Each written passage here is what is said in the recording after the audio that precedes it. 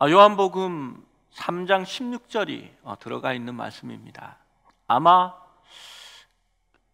시편 23편의 말씀과 함께 요한복음 3장 16절은 한국에 있는, 아니 세계에 있는 모든 그리스도인들이 가장 좋아하는 말씀일 것이라 생각됩니다. 그런데 이 말씀에는 앞에 문맥 속에 배경이 들어가 있습니다. 그 배경을 이해해야만이 이 말씀이 정확하게 무엇을 의미하는지 깨달을 수 있는 것 같습니다. 여러분, 뱀 좋아하십니까? 한국 사람들은 이렇게 좋아하냐 이러면 먹는 걸 좋아하느냐 이런 의미로 받는 사람이 있는데 이게 그런 게 아니라 그냥 어떠냐라고 묻는 겁니다. 저는 싫어하는 것도 아니고 그렇다고 좋아하는 것도 아닙니다. 뱀을 좋아하는 한 사람이 있었습니다. 시카고 필드 박물관에 파충류학자 칼 페더슨 슈미트라는 그러한 분입니다. 그분은 도마뱀이 흔한 동네에 살면서 도마뱀에 어릴 때부터 흥미를 가졌습니다. 칼은 이후에 도마뱀을 연구하다가 수십 권의 저서를 써내었고 전 세계를 돌아다니면서 파충류들을 연구했습니다. 그가 파충류의 이름을 정한 것도 200여 종이나 된다고 합니다. 참 대단한 사람이지요. 칼은 나중에 파충류 중에서도 자신이 가장 좋아했던 변화무쌍한 뱀에 대해서 매료되었습니다. 그래서 나중에는 그는 뱀 연구만 하게 되었습니다. 1957년 9월 시카고 링컨 파크 동물원 측이 독사로 추정되는 작은 뱀 한 마리를 그에게 가져와서 정확한 이름과 습성을 문의했습니다.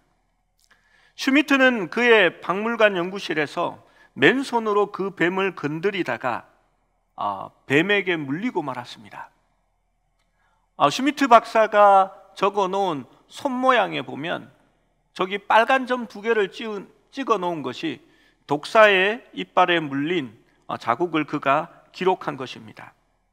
독이 있다는 것은 알았지만 아주 작은 뱀이어서 치명적이라고는 생각하지 않았습니다.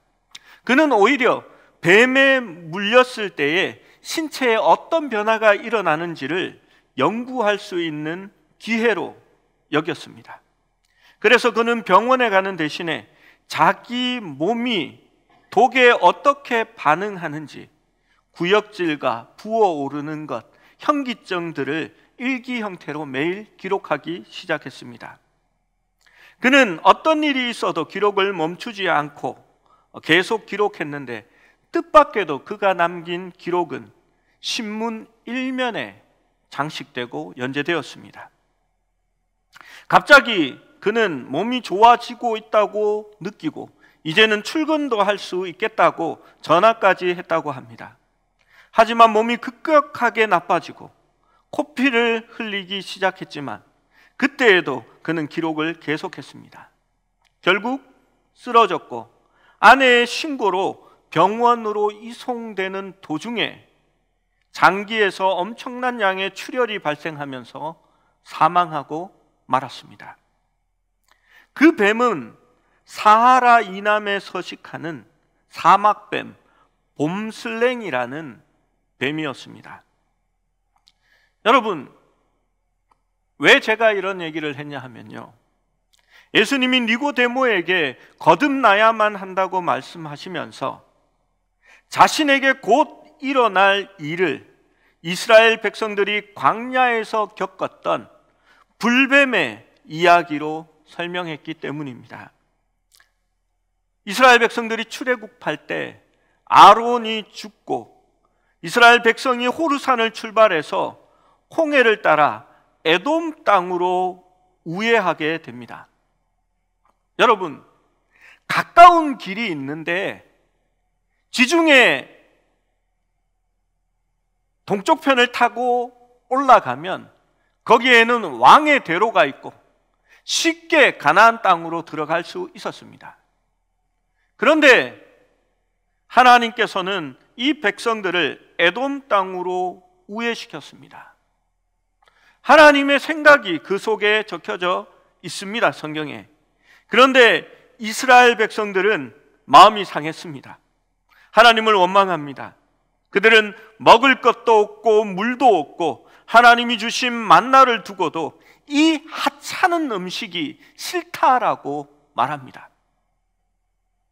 그래서 기름 섞인 과자와 같고 박한 식물 같다고 말합니다.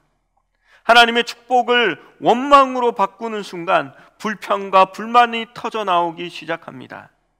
그들이 하나님을 향하여 원망하고 불평했을 때 불뱀들이 나와서 사람들을 물기 시작했습니다.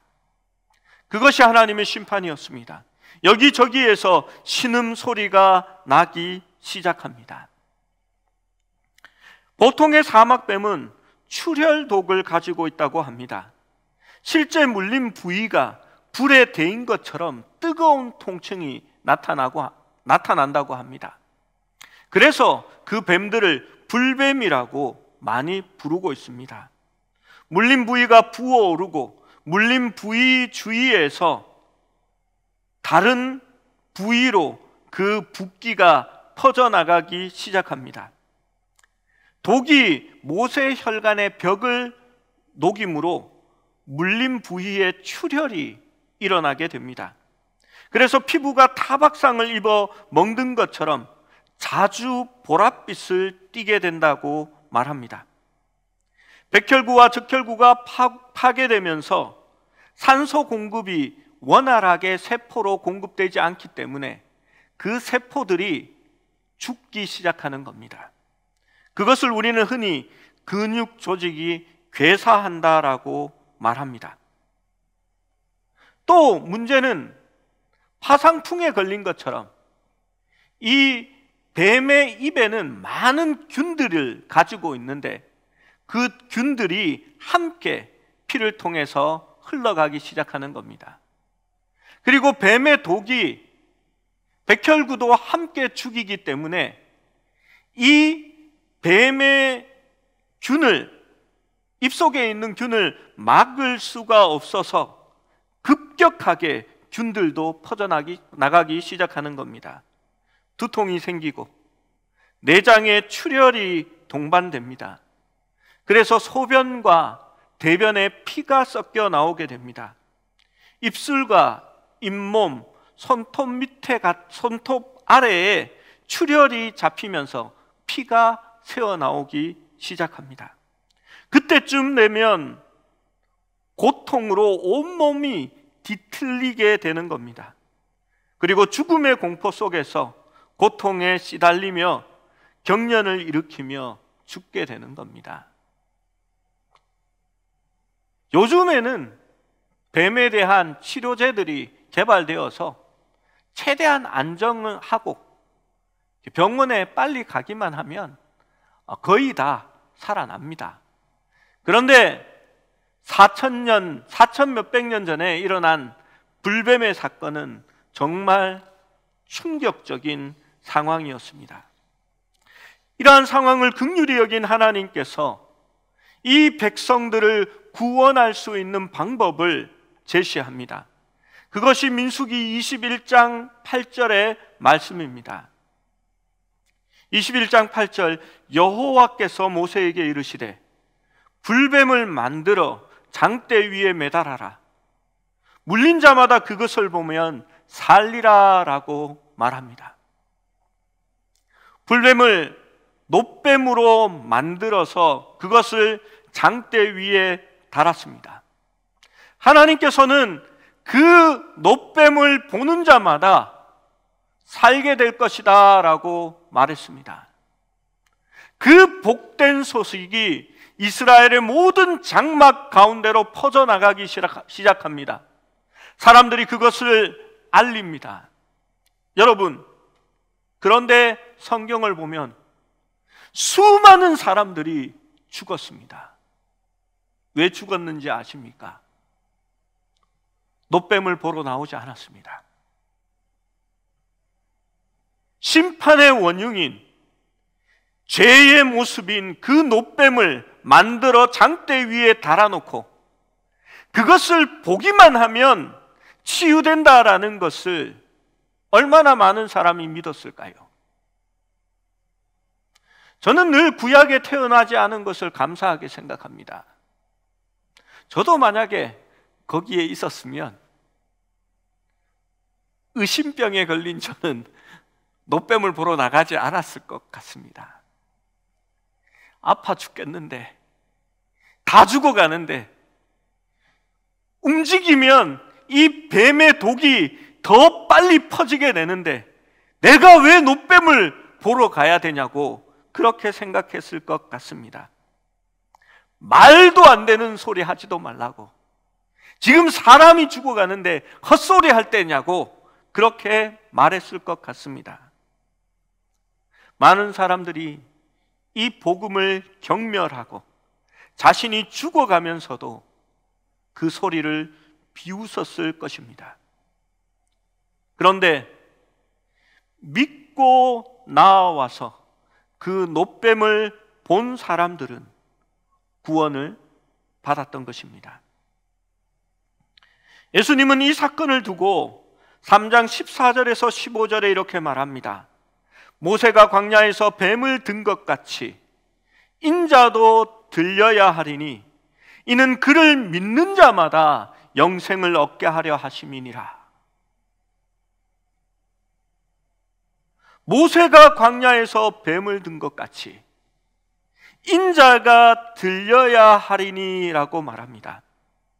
뱀이 장대 위에 매달린 것처럼 예수님도 들려야 한다라고 말씀하고 있는 것입니다.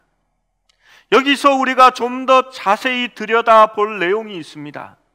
장대 위에 불뱀을 만들어서 매달아라라고 말씀하신 것처럼 예수님은 또 다른 나무 십자가 위에 매달렸습니다. 나무 위에 단다는 것은 특별한 의미가 있습니다. 신명기 21장 22절 23절의 말씀입니다. 우리 함께 읽어보겠습니다. 시작. 사람이 만일 죽을 죄를 범함으로 내가 그를 죽여 나무 위에 달거든 그 시체를 나무 위에 밤새도록 두지 말고 그날에 장사하여 내 하나님 여호와께서 내게 기업으로 주시는 땅을 더럽히지 말라. 나무에 달린 자는 하나님께 저주를 받았음이니라. 사람이 죽을 죄를 범함으로 그를 죽여 나무 위에 달았다라고 율법이 말합니다. 왜 달았을까요? 이 사람이 죽을 죄를 범해서 하나님의 심판으로 말미암아 저주로 말미암아 죽었다라는 것을 보여주는 겁니다. 그것이 나무 위에 달아놓는 겁니다. 모세의 법을 쫓아 사형 선고를 받은 죄인은 대개 돌로 쳐서 죽임을 당하게 되는데 그 후에는 높다란 긴 말뚝을 박아서 그 위에 묶어두거나 아니면 서 있는 나무에 달아서 하나님의 저주로 버리심을 받았다라는 징표로 삼았던 것이었습니다.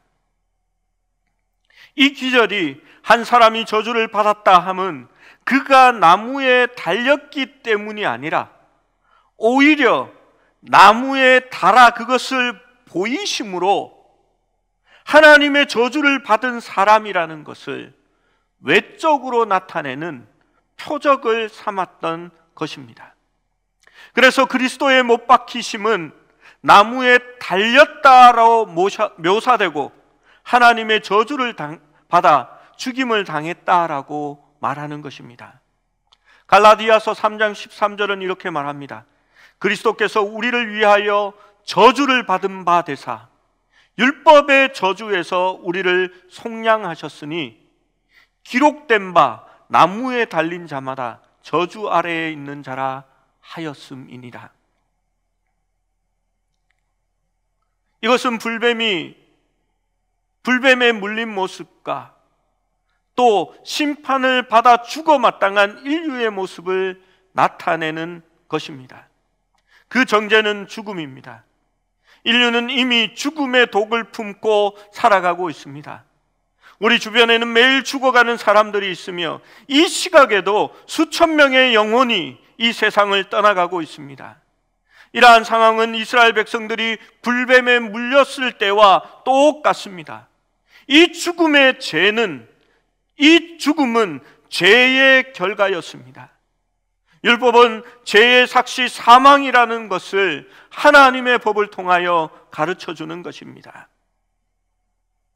심판의 원흉인 불뱀을 나무에 달아서 그것을 보면 치유된다라는 것을 사람들이 믿을 수 있었을까요? 많은 사람이 믿지 않았지만 나와서 그것을 바라본 자들은 구원을 받았습니다. 모세가 광야에서 뱀을 든 것 같이 인자도 들려야 하리니 그를 믿는 자마다 영생을 얻게 하려 하심이라 라고 말합니다. 여러분, 인자는 에스겔의 말씀대로 하나님의 천상에서 하나님이 있는데 사람의 아들 같은 이가 라는 말을 줄여서 인자라고 쓰는 겁니다. 하나님께서 죄의 원흉이고 죽을 수밖에 없는 인간의 모습을 하시고 저주를 받은 바 되사 십자가의 나무에 달리신 것입니다. 그리스도가 십자가에 달려 높이 들림으로써 죄에 대한 하나님의 정죄를 대신 지시고 죽으신 것입니다. 예수님이 십자가에서 죄인의 모습으로 모든 저주를 지고 못 박힐 것이라는 것을 예수님께서 말씀하고 있는 것입니다. 누구든지 믿음의 눈으로 그 저주의 십자가를 바라보면서 예수님께서 우리의 정죄를, 우리의 심판을, 우리의 죽음을 대신해서 지셨다라는 그것을 바라보는 자마다 멸망치 않고 영생을 얻게 될 것이라고 말씀하고 있는 것입니다. 이 내용을 다시 한 번 더 요약해서 요한복음 3장 16절은 말씀하는 겁니다. 우리 다 같이 한번 외워볼까요? 모르시는 분은 함께 읽어보시면 좋겠습니다. 하나님이 세상을 이처럼 사랑하사 독생자를 주셨으니 이는 그를 믿는 자마다 멸망하지 않고 영생을 얻게 하려 하심이라. 여러분, 왜 십자가인 줄 아시겠지요? 그것은 저주의 상징입니다. 그런데 이 저주의 상징 십자가가 우리에게는 은혜의 상징으로 바뀌게 된 것입니다. 그를 믿기만 하면 멸망치 않고 영생을 얻게 되기 때문입니다. 하나님이 그 아들을 세상에 보내신 것은 세상을 심판하려 하심이 아니요 그로 말미암아 세상이 구원을 받게 하려 하심이라 라고 말씀하셨습니다. 이것은 법원에서, 법정에서 선포되는 언어입니다. 예수님은 세상을 구원하기 위해서 이 땅에 오셨습니다. 여러분, 그렇다면 예수님이 오시지 않으면 세상은 어떻게 되는 것일까요? 그것이 18절에 적혀져 있습니다. 사람들은 이미 정죄를 받았다라고 말하는 것입니다. 여러분, 중립적인 세계가 아닙니다. 어떤 사람들은 이렇게 생각합니다. 사람들은 중립적인 그런 세계에 있고 예수님을 기준으로 예수님께 나아가는 자는 친예수파, 예수님께 나아가지 않는다는 자는 반에스파로 나뉘게 되는 것이고, 그것으로 구원과 심판이 결정된다라고 생각합니다. 그래서 전도하는 사람들도 이렇게 팻말을 두르는데 예수천당, 불신지옥이라고 적어 놓습니다. 그런데 조금 잘못된 내용입니다. 여러분, 세상에 있는 모든 사람들, 모든 인류는 이미 정죄를 받았습니다. 심판을 받았다라는 겁니다. 사형 선고는 이미 내려졌습니다. 그런데 구원을 받을 수 있는 유일한 길이 우리에게 주어진 것입니다. 빛 대신 예수님께서 우리의 죄를 대신 지시고 그분이 구원하러 오신 것입니다. 예수님은 중립적인 사람들을 구원하러 오신 것이 아닙니다. 죄 가운데 있는 사람들을, 죄로 죽을 수밖에 없는 사람들을 구원하러 이 땅에 오신 것입니다. 그래서 요한복음 3장 19절은 이렇게 말합니다. 그 정죄는 이것이니 곧 빛이 세상에 왔으되 사람들이 자기 행위가 악함으로 빛보다 어두움을 더 사랑하는 것이니라.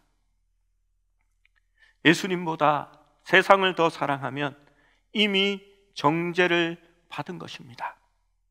아니, 그들은 정죄되어 있었습니다. 죄는 도덕적인 죄, 윤리적인 죄를 말하지 않습니다. 빛이 없는 곳에 있는 사람들은 이미 죄 가운데 있는 자들입니다. 빛이 없는 곳에서는 감출 수 있습니다. 그리고 자신의 죄를 공개적으로 과시할 수도 있습니다. 어두움이 가득한 곳에서는 자신을 앞세우기도 합니다. 나의 소욕을 이루고 육신의 정욕과 이생의 자랑과 안목의 자랑을 이루고 자랑하는 것에 아무런 문제가 없습니다. 왜냐하면 그것은 나의 능력이고 나의 자유이며 나의 삶이기 때문입니다. 요한복음 3장 20절은 이렇게 말합니다. 악을 행하는 자마다 빛을 미워하여 빛으로 오지 아니하나니 이는 그 행위가 드러날까 함이요. 여러분, 빛 대신 예수 그리스도께서 세상에 들어오셔서 사람들의 삶을 비추기 시작하면 죄들이 드러나기 시작합니다. 거룩한 하나님 앞에서 눈을 들어 그분을 볼 수가 없습니다. 우리가 죄인이기 때문입니다. 여러분, 그것이 거룩한 하나님 앞에서 사람이 설 수 없다라는 것을 말하는 겁니다. 제단이 거룩해서가 아닙니다. 강대상이 거룩해서가 아닙니다. 목사가 서 있는 이 자리가 거룩해서가 아닙니다. 하나님 앞에서 서는 것이 두렵기 때문에 그렇게 말한 것입니다. 여러분, 빛이 비추어지면 두 가지 반응이 나타납니다. 통곡하며 자신을 깨트리며 회개와 믿음으로 나아가든지, 아니면 빛을 피하여 더 어둠 속으로 숨어가는 사람들이 있습니다. 우리의 죄악된 행위와 생각과 감정이 그리스도의 빛으로부터 빛으로 비춰질 때에 그것은 참을 수 없는 고통이 됩니다. 죄는 너무 추하고 너무 끔찍하며 그래서 어두움으로 숨어버려야 합니다. 지금은 팔아버렸지만 가야산 아래에 저희 시골집이 있었습니다. 아버지께서 열심히 그 잔디밭을, 마당의 잔디밭을 가꾸어서 참으로 마당이 예뻐 보입니다. 비가 오면 질퍽해지는 것을 막기 위해서 사람이 다니는 길에는 검은색 오석 비슷한 그러한 넓은 돌들을 이렇게 깔아 놓아서 징금다리를 건너듯이 잔디밭 위를 돌을 밟으며 건너갈 수 있게 이렇게 하셨습니다. 그런데 한 번은 아버지께서 그 돌을 같이 좀 옮기자고 하셨습니다. 돌이 상당히 무겁거든요. 그래서 그 쇠로 된 긴 장대를 밑에 쿡 찔러서 돌을 뒤집어 엎었습니다. 저는 그 순간 깜짝 놀라서 뒤로 물러섰습니다. 그 어두운 돌 아래는 수많은 벌레들이 꿈틀대면서 자리를 잡고 있었기 때문입니다. 햇볕이 그 습하고 어두웠던 돌 아래에 비춰지기 시작하자 이 벌레들은 놀라서 다급하게 어두움을 찾아 다시 움직이고 있었습니다. 여러분, 제 가운데 있는 사람들은 빛을 미워하고 어두움을 사랑하며 빛으로 오지 않으려고 합니다. 그들은 어두움 가운데서만 살아갈 수 있으며 어두움 가운데서만 아름답기 때문입니다. 여러분, 신데렐라 이야기를 아시지요? 신데렐라는 종이 치기 전 시간까지만 아름다운 공주가 됩니다. 그리고 종이 치면 모든 것이 변하게 됩니다. 하나님의 은혜 안에 진리의 빛 안에 거하지 못하는 사람들은 하나님의 심판의 시간 전까지만 공주로 살아가게 되는 겁니다. 어느 순간에 종소리가 울리고 우리의 육체가 하나님께로 들려 올라갈 때에는 그리스도를 바라보지 아니한 모든 사람들은 정죄받은 대로 심판이 기다리고 있게 되는 것입니다. 3장 21절은 이렇게 말합니다.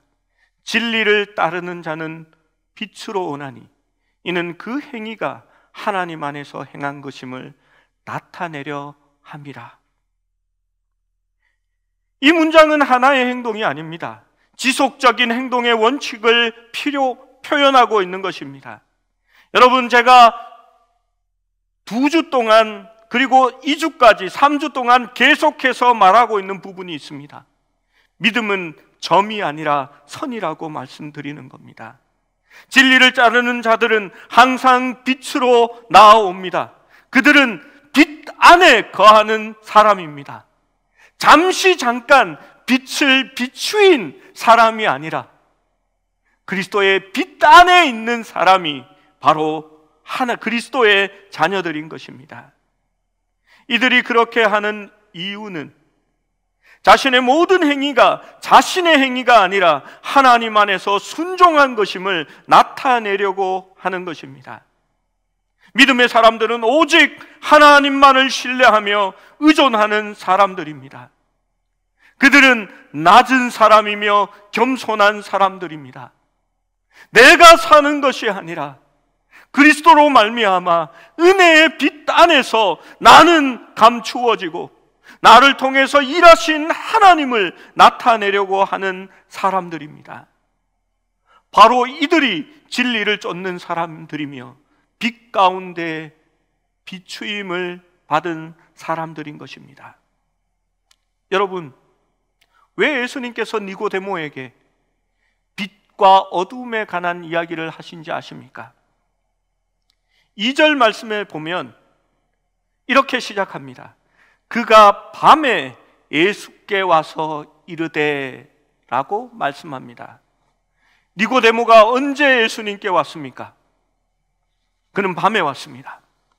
그가 밤에 온 이유는 낮에 그가 너무 바빠서 예수님을 만날 일정을 넣을 수 있었던 시간이 없었기 때문에 그렇게 했다고 생각하십니까? 아닙니다. 그는 확신이 없었습니다. 그는 예수님께서 그 행위가 하나님 안에서 행한 것임을 사람들에게는 자신의 모습을 감추기 위해서 다른 사람들이 알지 못하는 밤에 예수님께 몰래 나온 것입니다. 그런데 니고데모는 예수님을 만났습니다. 거듭남이 무엇인지를 그는 깨달았습니다.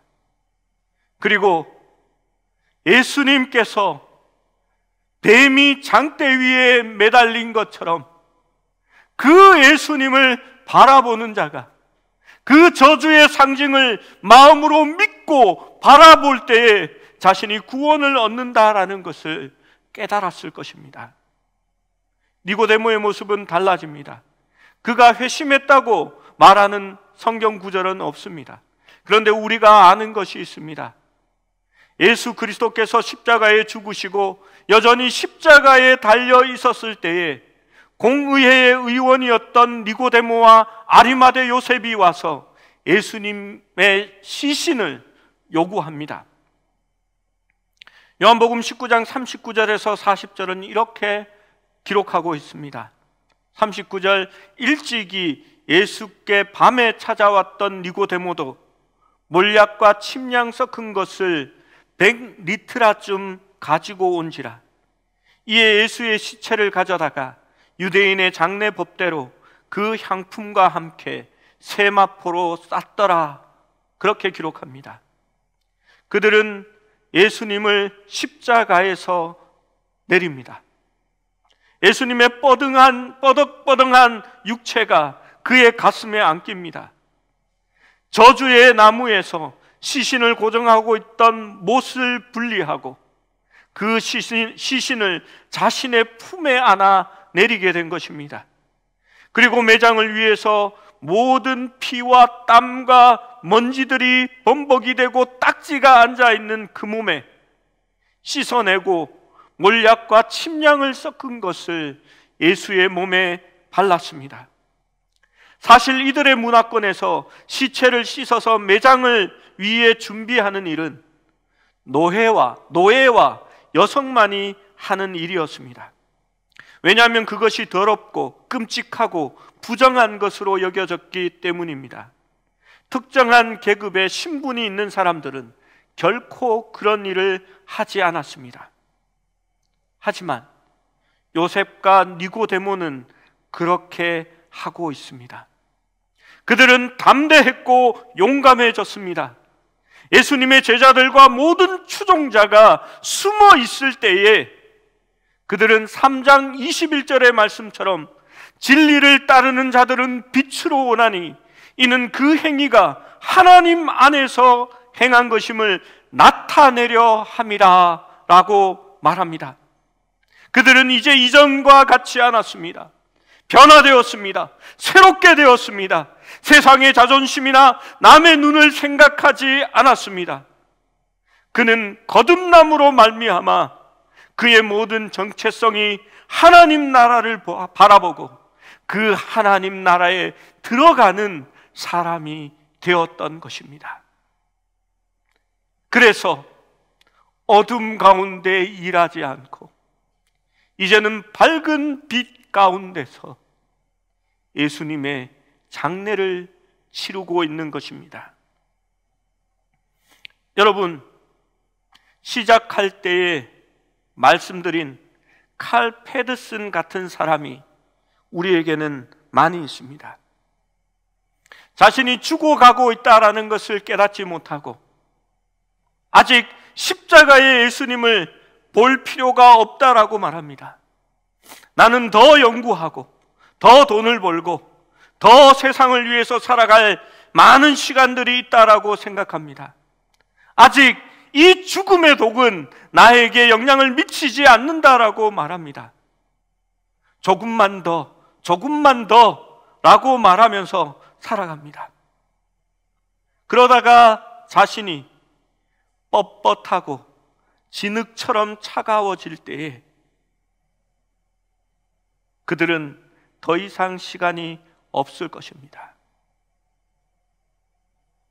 사람들은 나는 아직 믿지 않지만 또 다른 날에, 다음에 다른 시간에 예수님을 바라보면 되고 그때에 내가 믿고 변화되면 된다고 생각합니다.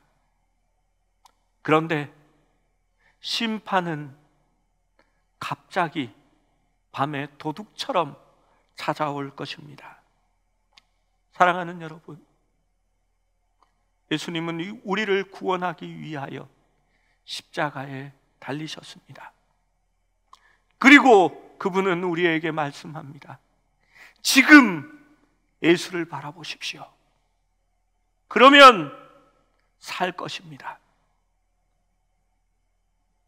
여러분, 예수님께서 우리를 구원하시려고 저주받은 십자가에 못 박히신 것을 기억해야 할 것입니다. 그를 믿는 자들은 그 저주의 십자가가 은혜의 십자가로 바뀌게 되는 것입니다. 우리는 임무가 있습니다. 구원을 받았습니다. 우리는 살아 있습니다. 우리가 해야 할 일은 예수님을 높이고 그분을 온전히 전파하는 것입니다. 무엇을 전파해야 합니까? 뱀의 도구로 죄로 말미암아 죽어가고 있는 사람들에게 십자가에 달리신 예수 그리스도를 바라보라. 그리하면 너희가 구원을 얻을 것이라 라고 선포할 수 있는 사람이 되어야 할 것입니다. 사랑하는 가족을 생각해 보십시오. 부모 형제를 생각해 보십시오. 나의 자녀들과 나의 남편과 나의 아내를 생각해 보십시오. 죽어가는 이들을 그대로 두고 바라볼 것입니까? 아닙니다. 선포해야 합니다. 십자가에 달리신 예수 그리스도를 바라보는 자는 멸망치 않고 영생을 얻을 것입니다. 그것이 바로 우리가 전하는 복음입니다. 기도하시겠습니다.